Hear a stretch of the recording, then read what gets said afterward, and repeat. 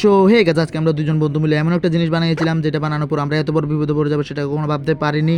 আর আমরা কি বিপদে পড়েছি, কেন পড়েছি, তোমরা যদি সবকিছু জানতে চাও তাহলে তোমাদের কিন্তু অবশ্যই ব্লগ ভিডিওটা শেষ পর্যন্ত দেখতে হবে একটুকু স্কিপ না করে। তার আগে তোমরা আমার চ্যানেলটাকে একটা ধরাম করে সাবস্ক্রাইব করে দাও, ভিডিওটার ভিতরে লাইক করে যেতে কিন্তু ভুলবে না। এখন আমি আমার ঘর থেকে বের করে নিয়েছি আমার 3 কোটি টাকা জেড এক্সটেনারটা। তোমরা হয়তো অনেকে জানো, যারা আমাকে চিনো আমার জেড এক্সটেনারটাকে অবশ্যই চিনবে। আমি জেড এক্সটেনারটাকে নিয়ে এখন কোথায় যাচ্ছি তোমরা হয়তো অনেকেই বুঝতে পারছো না। এখন আমি আমার জেড এক্সটেনারটাকে নিয়ে যাচ্ছি রকেটের গতিতে আমার বন্ধুর কাছে। তারপর আমরা দুই বন্ধু অনেকদিন রিসার্চ করার পর জানতে পারলাম কিভাবে কি করলে কি হবে। তারপর আমরা দুই বন্ধু প্ল্যান অনুসারে বানিয়ে নিয়ে চলে এসেছি এভাবে কলা গাছের টুম। এই টুমগুলো নিয়ে আমরা কি করতে চলেছি, আসলে কলা গাছের টুমগুলো নিয়ে আমরা একটা বোট বানাতে চলেছি।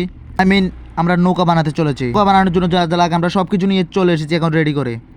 তারপর আমরা এইভাবে কয়েকদিন ঠেলাঠেলি করার পর কলা গাছগুলো ভিতরে ঢুকিয়ে দিয়েছি বাঁশ। তোমরা কিন্তু ভুলো আমাদের মতো কখনো বানাতে যাবে না, কারণ তোমরাও না হলে পড়ে যাবে আমাদের মতো বিপদে পড়েছিলাম সেটা না হোক শেষে বলছি। পাক্কা 1 ঘন্টা হয়ে গিয়েছে, আমরা এখনো কিছু করতে পারিনি। আমার বন্ধু ভালোভাবে কিছু করতে পারছিল না, সবকিছু আমাকেই করতে হচ্ছিল।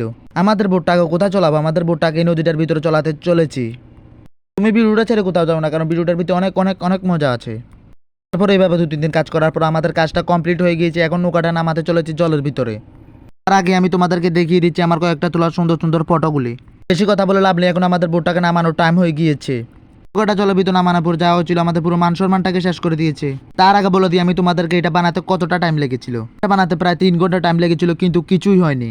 কেন হয়নি সেটা তোমাদেরকে বলে বোঝাতে পারছি না, কারণ এটা অনেক অনেক ছোট হয়েছিল। আমরা কেউ এটার উপর উঠতে পারছিলাম না, আমরা অনেক বড় হয়ে গিয়েছিলাম, বোটটা হয়ে গিয়েছিল আমাদের থেকে ছোট। এত বড় কষ্ট নিয়ে আমার বন্ধুটা এখন নৌকাটা নিয়ে জলের ভিতর ডুব দিতে যাচ্ছে। কষ্ট করেছিলাম কিন্তু আমরা কোনো কিছুই করতে পারিনি, কারণ এটা আমরা প্রথমবার বানিয়েছি। আমরা যদি আরেকবার বানাই তাহলে হয়তো হবে। তোমরা কখনো আমার মতো বন্ধুর কথা শুনে ভুল করতে যাবে না। কষ্টের সাথে আজকে আমি আমার ব্লগ ভিডিওটাকে এখানে শেষ করে দিচ্ছি। ব্লগ ভিডিওটা শেষ পর্যন্ত দেখেছো, সবাইকে অসংখ্য অসংখ্য ধন্যবাদ। তোমাদের জন্য নিয়ে আছি খুবই তাড়াতাড়ি একটা চকচকে ব্লগ ভিডিও।